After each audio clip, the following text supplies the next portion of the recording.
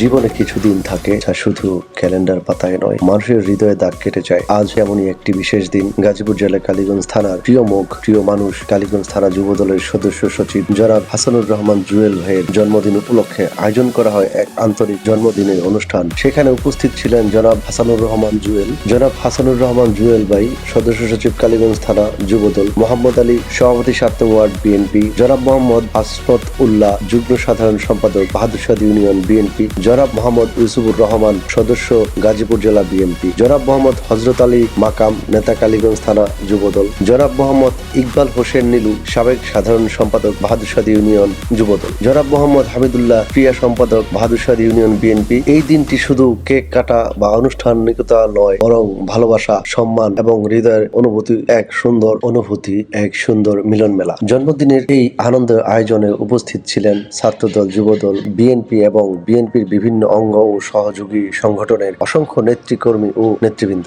সবাই একত্রিত হয়েছেন কোনো পদ বা পরিচয়ের কারণে নয়, বরং একজন মানুষের প্রতি ভালোবাসা ও সম্মান জানাতে। জন্মদিনের এই বিশেষ মুহূর্তে কেক কাটা, শুভেচ্ছা বিনিময় এবং হাসি আনন্দের মুহূর্তে উঠে পুরো পরিবেশ। উপস্থিত সবাই জুয়েল ভাইয়ের সুস্বাস্থ্য, দীর্ঘায়ু এবং সুন্দর আগামীর জন্য আন্তরিক দোয়া ও শুভকামনা জানান। আমরা সবাই একসাথে বলি, শুভ জন্মদিন হাসানুর রহমান জুয়েল ভাই। আপনার জীবন হোক সুখ, সম্মান আর ভালোবাসায় ভরপুর।